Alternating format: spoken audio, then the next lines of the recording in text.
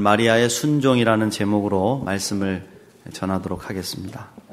오늘 말씀의 주인공은 예수님의 어머니 마리아죠. 마리아.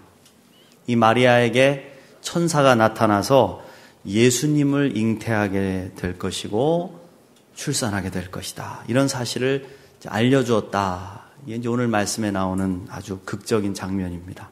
이것을 수태고지 이렇게 말하는데 수태고지, 영어로는 어넌시에이션 이렇게 발음하는데 천사 가브리엘이 마리아를 찾아가서 예수님의 잉태와 출산을 알려주는 이 장면은 굉장히 그 초대 기독교와 중세의 미술 또 교회의 장식이라든가 르네상스 바로크 시대의 종교 미술 작품에서 아주 자주 등장하는 중요한 사건이었습니다. 오늘은 이 사건을 통해서 하나님의 위대하신 역사가 어떻게 우리 인간을 통해서 이루어지는지를 한번 살펴보도록 하겠습니다. 중요한 것은 하나님이 사용하시는 사람들은 평범한 사람들이다. 평범한 사람들이다. 저와 여러분 같이 그냥 평범한 범인들, 그냥 일반적인 사람들. 때로는 다윗처럼 한 나라를 다스리는 왕, 권세자를 통해서도 일을 하시기도 하지만은 대부분은 무명의 신자들이거나 익명의 신앙인, 때로는 지극히 연약한 여인들을 통해서 주님의 능력을 드러내셨다는 겁니다. 그 약할 때 강함 되시는 능력을 우리 하나님은 즐겨 사용하세요. 그런 의미에서 오늘 천사에게서 수태고지를 듣게 된 마리아라는 이 여인도 너무나 평범한 여인이었다는 것을 여러분 기억하셔야 된다는 거예요. 특별한 여인이 아닙니다. 오늘 말씀 1절에 보시면 여섯째 달에 천사 가브리엘이 하나님의 보내심을 받아 갈릴리 나사렛이란 동네에 가서 그랬습니다. 여기서 여섯째 달이라는 말의 의미는 여러분 예루살렘 성전의 제사장이었던 사가랴죠. 사가랴의 아내가 엘리사벳이라는 사람인데 이 여인이 임신한 지 6개월이 되었던 때, 이제 그때를 말하는 겁니다.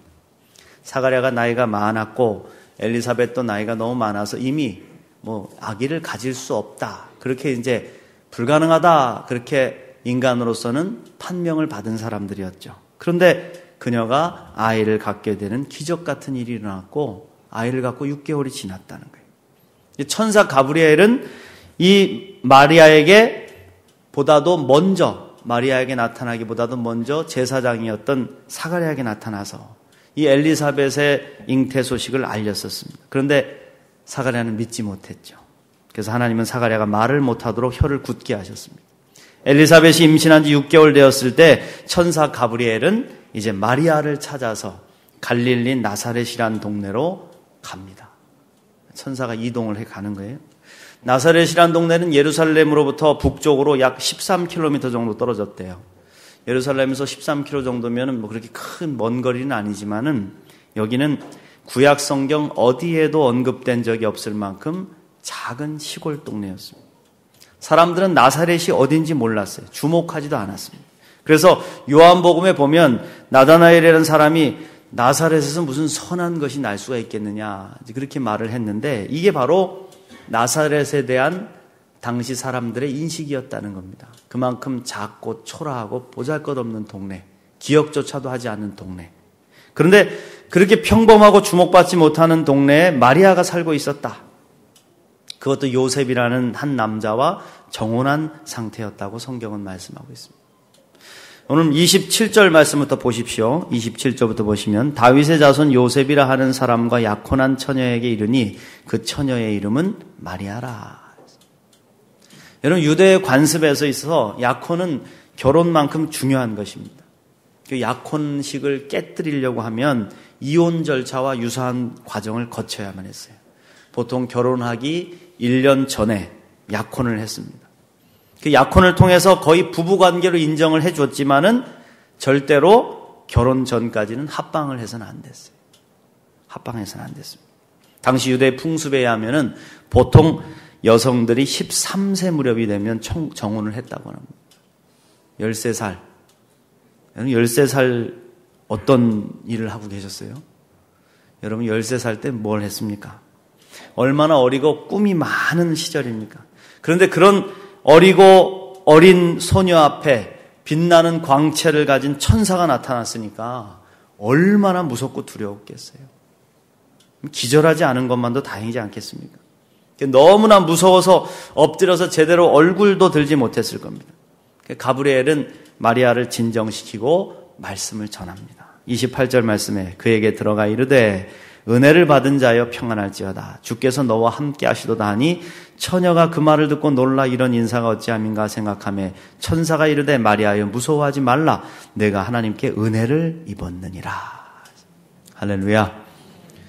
참으로 놀라운 소식을 전하고 있습니다. 은혜를 받은 자여 무서워하지 말아라. 네가 하나님께 은혜를 입었느니라. 그렇습니다. 하나님께서 지극히 평범하고 보잘것없는 인생을 위대하신 하나님의 역사 속으로 끌어들이시는, 참여시키시는 것은 전적으로 하나님의 은혜다. 하나님의 위대한 역사에 우리 인간을 참여시키는 첫 번째 원리는 바로 하나님의 은혜라는 겁니다. 하나님의 은혜다. 마리아가 잘나서 택하신 게 아닙니다. 하나님이 원하신다면은 여러분 왕족의 고귀한 혈통 가운데서나 또 공주들 가운데서나 귀족들 가운데서 선택하지 못하시겠습니까? 얼마든지 택하실 수 있어요. 그런데 하나님은 알려지지도 않은 무명의 동네의 무명의 인물 가운데서, 그것도 지극히 작고 어린 소녀 가운데서 예수님을 잉태할 어머니를 선택하셨다. 이게 하나님의 은혜다 이겁니다. 이게 하나님의 은혜다. 우리도 마찬가지라는 거예요. 저와 여러분이 하나님의 구원의 은혜를 받을 만한 조건을 가지고 있습니까? 나는 하나님이 구원을 하시지 않으면 안 될 만한 특별한 이유가 있는 사람이다. 나는 이런 사람이다. 그런 자신 있는 분 있으십니까? 없습니다. 우리가 반드시 구원받아야 할 이유가 뭡니까? 없습니다. 하나님이 죄악된 이 세상을 구원하실 이유도 없습니다. 다만 사랑하셔서 주님의 은혜로 구원해 주신 것이죠. 은혜로 우리를 택하신 겁니다. 우리를 택하여 불러주시고 죄사함의 은혜를 주시고 거룩한 자녀를 삼아주셨다는 것입니다. 믿습니까? 그러면 우리가 이 은혜를 결코 잊어서는 안 된다는 거예요. 그리스도인들이 이 은혜를 잊고 살아갈 때가 너무 많아요. 저는 기도할 때마다 이 사실을 생각하면 눈물이 나지 않을 수가 없습니다. 참 보잘것없고 연약하고 열등의식에 사로잡혀 있고 아무것도 할 수 없는 그런 인생을 주님이 은혜로 선택을 하셨고 하나님의 말씀을 전하고 복음을 전하는 역사에 참여시켜 주신 이 은혜를 생각할 때마다 감사하지 않고는 견딜 수가 없다. 사랑하는 성도 여러분, 하나님의 은혜를 잊지 마시기를 축원합니다. 하나님이 우리를 부르심도 또 선택하심도 사용하심도 모두 은혜임을 잊지 마십시오. 하나님의 은혜를 망각한 그리스도인은 가치가 없는 인생입니다. 언제나 하나님의 은혜를 사모하시고 그 은혜 안에 거하시는 복된 인생 살아가시기를 주의 이름으로 축복합니다. 두 번째로 하나님은 아무 공로 없는 우리를 하나님 나라의 위대한 사명에 연결시켜 주신다. 하나님 우리를 연결시키세요. 프로그램을 꼽아서 연결시키듯이 아무리 좋은 기계가 있고 아무리 비싼 기계를 가지고 있어도 전원 코드를 꽂지 않으면 무용지물인 것처럼 주님은 우리의 인생을 주님의 위대한 사명 속에 연결시켜 주신다. 우리를 무한하신 하나님의 영광의 기적 같은 역사에 연결시켜 주신다. 참여시켜 주신다. 놀라서 두려워하는 마리아에게 더 놀라운 소식이 이제 전해지고 있습니다. 31절부터 보시면 보라 내가 잉태하여 아들을 낳으리니 그 이름을 예수라 하라. 그가 큰 자가 되고 지극히 높으신 이의 아들이라 일컬어질 것이요 주 하나님께서 그 조상 다윗의 왕위를 그에게 주시리니 영원히 야곱의 집을 왕으로 다스리실 것이며 그 나라가 무궁하리라. 할렐루야. 아들을 낳게 될 것이라는 소식은 물론 전할 수 있습니다. 정혼을 했으니까 나중에 결혼하면 아들 낳게 될 거야. 그런 소식 전할 수 있어요. 그런데 보통 아들이 아니잖아요. 어떤 아들입니까? 지극히 높으신 하나님의 아들이다. 다윗의 왕위를 잇게 되는 영원한 왕이 되신다. 그런 아들을 낳게 될 것이라는 소식이죠. 그리고 이름도 알려줘요. 이름은 예수라. 예수란 이름이라. 사실 여러분 예수란 이름은 유대사회에서 흔한 이름입니다. 흔한 이름이에요. 예수란 이름은 히브리 발음으로 예수아 이렇게 발음하는데 여러분 예수아. 이 예수아라는 이름이 바로 여호수아입니다. 예수아와 여호수아는 같은 이름이에요. 이 뜻이 뭡니까? 여호와께서 구원하실 것이다. 그런 뜻을 가지고 있어요. 그러니까 이 이름은 그냥 동네에서 예수와 여호수아 부르면 여러 명이 쳐다보는 그런 이름이었어요. 그런데 당시에 많은 사람들이 가지고 있었던 평범한 이름이었어요. 사람들은 여호와의 하나님의 이름을 구원을 바라면서 자기의 자녀들에게 예수아라는 이름을 지어줬을 겁니다. 그러나 이제 마리아가 낳게 될 하나님의 아들 예수의 이름은 그 이름대로 세상을 구원할 아름다운 이름이 될 것이다. 믿는 자에게 구원이 될 능력의 이름이 될 것이다. 할렐루야. 여러분이 마리아의 입장이 됐다고 한번 생각해 보시고 역지사지 해가지고 입장을 바꿔놓고 한번 생각해 보세요. 이 말씀을 묵상해 보시라는 겁니다. 이 사실을 감당하실 수 있겠습니까? 그냥 아들도 아니고 지극히 높으신 하나님의 아들을 낳을 것이며 동시에 그 아들이 다윗의 왕위를 잇는 영원한 구원자 메시아가 될 것이라는 예언의 말씀이죠. 당시 13세 정도밖에 되지 않은 연약한 소녀가 감당하기에는 너무나 벅찬 사명이 주어졌다는 것이에요. 너무나 벅찬 사명이다. 근데 여러분, 마리아만 이렇게 감당하기 힘든 위대한 사명을 받은 게 아니다. 바로 우리도 이런 위대한 사명에 연결되어 있다는 거예요. 왜 그렇습니까? 예수 그리스도를 구주로 영접하고 하나님의 자녀가 된 우리들은 예수님과 한 몸을 이루었기 때문에 믿습니까? 예수님 우리의 머리가 되시고 우리는 그분의 몸이 돼 지체가 된다. 교회는 예수 그리스도의 몸입니다. 저와 여러분은 예수 그리스도의 몸을 이루는 거예요. 몸을 이루는 지체요. 하나님의 거룩한 성령을 모시고 있는 거룩한 성전이다. 그러면 우리는 영원한 하나님 나라의 왕이신 예수님과 연합된 존재라 이거예요. 저와 여러분은 예수님과 떨어질 수 없는 사이라는 거예요. 믿으시기 바랍니다. 그렇다면 우리는 예수님의 위대한 사명에 연결되어 있다 이거예요. 연결되어 있다. 많은 그리스도인들이 그저 예수 믿고 복 받고 나 구원 받았네 감사합니다. 그걸로 끝나는 인생을 살아가려고 해. 그런데 우리는 결코 사명을 망각하면 안 됩니다. 우리는 그저 이 땅에서 편안하게 잘 살다가 죽어서 천국 가면 그만인 인생이 아니다. 이 땅에 세우실 하나님의 나라를 함께 세워갈 위대한 사명에 연결된 인생이다 이겁니다. 이게 얼마나 놀라운 축복입니까? 그저 그냥 땅으로만 연결돼 살다가 소멸될 인생이 되지 말라는 거예요. 맨날 그냥 땅으로만 기면서 돈 하다가 끝나는 인생이 아니라 이겁니다. 여러분의 사명을 자각하라 이거예요. 깨어나시라는 거예요. 위대하신 하나님의 사명에 연결되어서 주님과 함께 그 위대한 사명을 이루어드리는 거룩한 인생이 되시기를 주의 이름으로 축원드립니다. 마지막으로 하나님의 감당할 수 없는 이 위대한 사명은 오직 성령의 능력과 순종으로만 감당할 수가 있는 거예요. 내 힘으로 할 수 없다. 여러분 마리아는 두려웠습니다. 그리고 너무 혼란스러웠습니다. 그래서 항변해요. 뭐라 그럽니까? 34절 말씀부터 보시면 마리아가 천사에게 말하되 나는 남자를 알지 못하니 어찌 이 일이 있으리까? 천사가 대답하여 이르되 성령이 내게 임하시고 지극히 높으신 이의 능력이 너를 덮으시리니 이러므로 나실 바 거룩한 이는 하나님의 아들이라 일컬어지리라. 물론 그렇죠.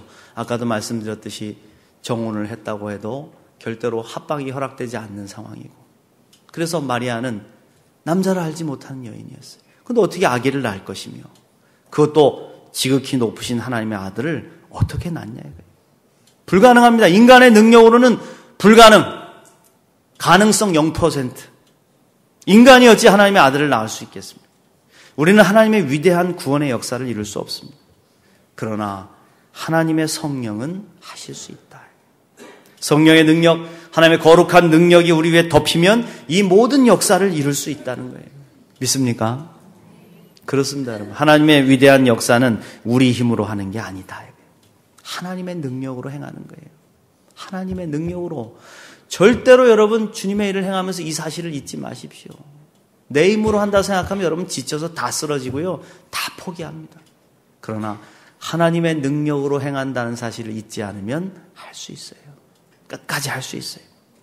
이 하나님의 능력으로 행할 때 하나님의 능력을 받는 통로가 있으니 그게 뭡니까? 바로 순종이다. 순종. 할렐루야.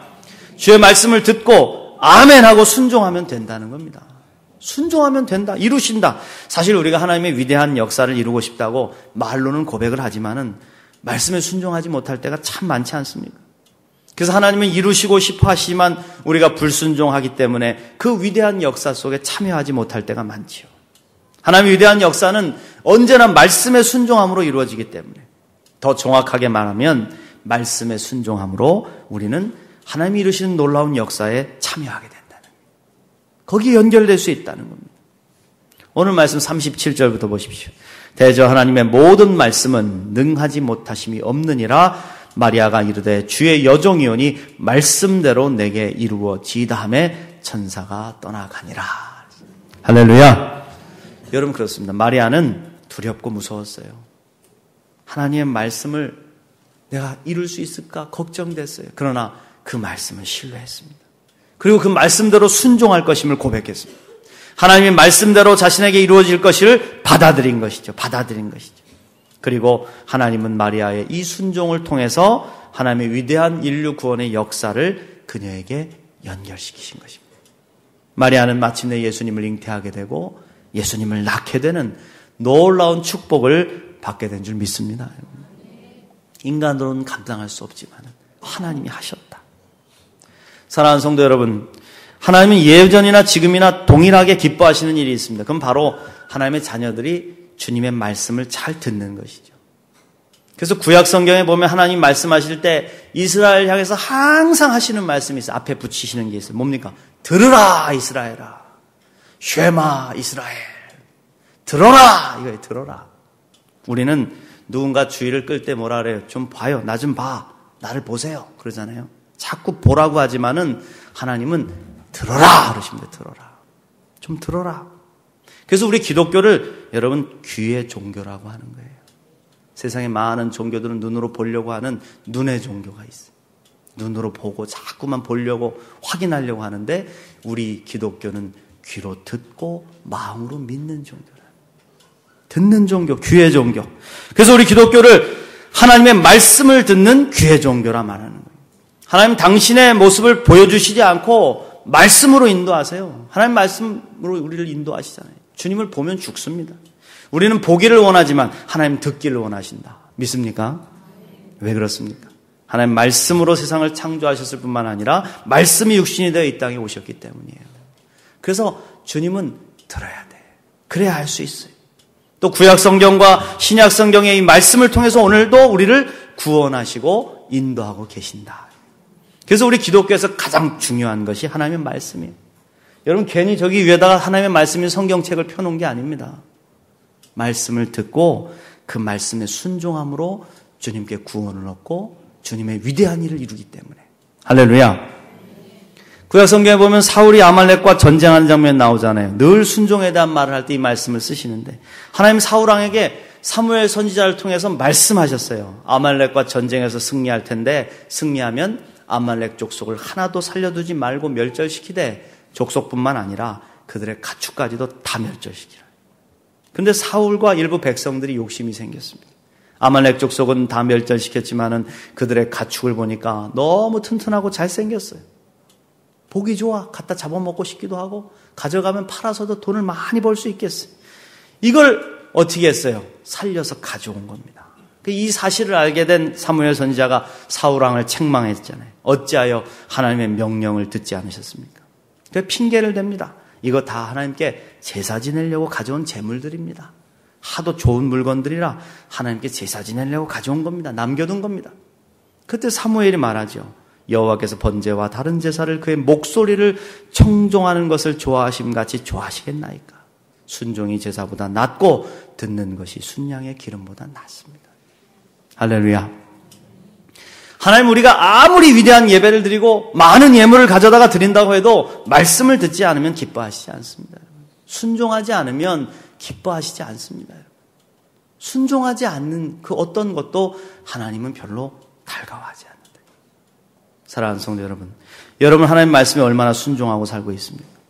얼마나 귀를 기울이고 여호와 하나님 말씀을 듣고 있습니까? 하나님 말씀을 듣지 못하고 행하면 열심을 낸다고 해도 결국 열매가 없는 삶을 살게 되는 것이죠. 그래서 우리에게 열심보다 소중한 것이 말씀에 대한 순종인 거예요. 아멘. 오늘날 한국교회 문제가 어디에 있다고 보십니까? 다 열심히 하는 목사와 성도들이 일으키고 있지 않습니까? 대형교회가 일으키는 문제를 보십시오. 하나님 말씀을 듣질 않잖아요. 하나님 말씀이 어떻게 나타나 있는지를 듣질 않으니까 하나님 말씀대로 순종하지 않잖아요. 그러니 문제가 되지 않습니까? 열심이나 능력보다 더 중요한 것이 순종이다. 우리가 진정으로 하나님께 쓰임받는 인생을 살기 위해서는 마음을 열어서 하나님 말씀을 겸손히 들어야 된다. 말씀을 듣고 순종할 때 기적이 일어난다. 오늘 마리아는 인간의 능력으로는 도저히 불가능해 보이는 사명을 부여받았습니다. 그런데 하나님의 권능을 믿고 말씀에 순종함으로 위대한 사명을 이루는 도구가 됐다는 거예요. 여러분, 저와 여러분도 마찬가지 아니겠습니까? 저와 여러분은 하나님이 주시는 불가능한 사명을 부여받은 사람들이에요. 땅끝까지 이르러 복음의 증인이더라.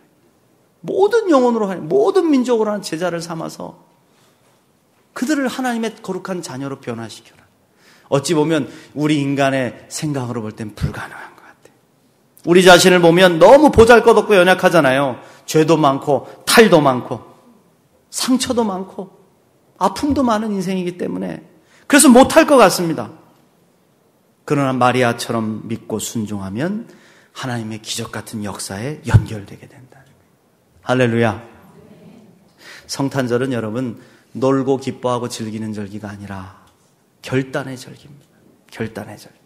하나님이 내려주신 위대한 사명을 온몸으로 감당하시기 위해서 오신 예수님을 기억하고 또 그 위대한 사명을 이루는 도구로 쓰임받기 위해서 결단하고 말씀에 순종했던 수많은 믿음의 선진들을 기억하고 우리도 그 위대한 사명을 이루는 도구가 되기로 결단하는 날이 성탄절이다. 할렐루야. 오늘 저와 여러분에게 마리아와 같은 순종이 있으시기를 축원합니다. 성탄절의 의미를 되새기시고 예수 그리스도의 오심을 기다리며 믿음으로 결단하는 우리 모두가 되시기를 간절히 축원합니다.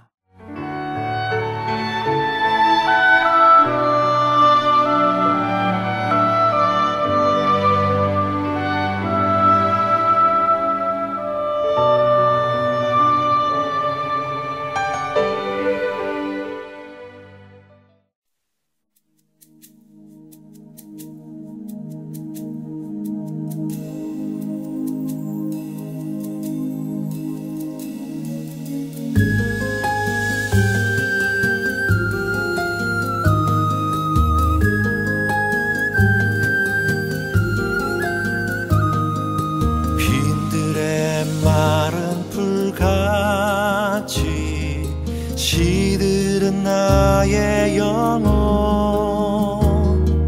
주님의 허락한 성령 간절히 기다리네. 가물어 메마른 땅에 단비를 내리시듯 성령의 단비를 부어 새 생명 주옵소서.